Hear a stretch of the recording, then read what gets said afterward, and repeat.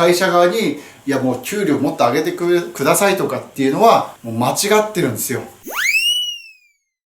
この YouTube 整備業界をぶっ壊す整備重信です。さあ今日はお話したいことがございまして、それは何かっていうとですね、資格をお取りの方、そこがゴールではないよっていう話をしたいと思っております。入社してての社員が初任給いくらいくらだったんだ、めちゃくちゃ少ないっていう風に嘆いたりしている SNS って見たことないですか？で、実際僕もそういう経験がありまして、僕は1年間ですね、手取り10万円くらいで生活していました。結構ひどくないですか？で、当時はめちゃくちゃ思ったんです。友達に話しても、高卒の友達ですら手取り僕14万ぐらいもらってるよとか15万ぐらいもらってるよっていう話を聞きながらですね、あれ僕資格取って仕事し始めてるのに1年ずーっと変わらずに手取り10万円ぐらいだったんですよ。これって結構ひでえのかなと当時は思っていました。思っていたんですが、今思うとそれは至極当然のことなんですよ。だって資格を持ってるから全ての作業ができるってわけではないじゃないですか。もうそこは基本的に間違ってる。会社としては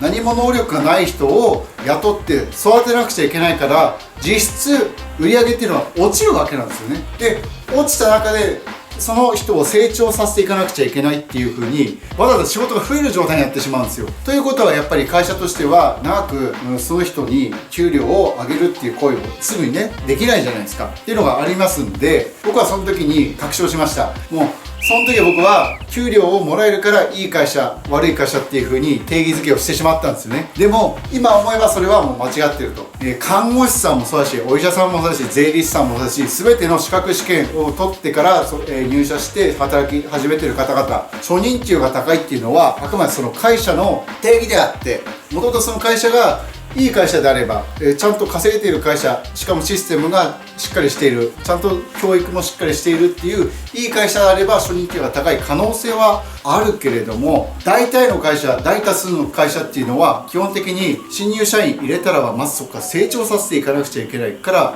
実質売り上げが落ちてしまうんだよっていうところまで認識しなくてはいけないんですよ、私たちは。で、私は最近そういうのをしっかり考えて、動いておりますので、まず私としては新入社員は取る予定はありません。やっぱり成長させるっていうのはすごく難しいことであるから。で、その方にお給料を支払いながら、学ばさせていくっていう資本力もないんで。であると整備士はですよ、ディーラーとかでお勤めの方、すごく頑張っていらっしゃるのとってもわかる。1年目すごい厳しいんですよ。めちゃくちゃ大変。なんかもう定期点検ばっかりとかそういうのばっかりなんで、同じことの繰り返しで、しかも毎日何時間残業するのか、3時間4時間残業したりとかもするじゃないですか。非常に大変なんですよ。大変なのは分かってるけども、それってあくまでも今下地を作ってる段階です。その場数をこなして自分の能力に自信がついてきたらば、それが自然と評価に変わって評価が高くなっていけば給料が上がるっていう仕組みなんで、これは至極当然の流れなんですよね。なので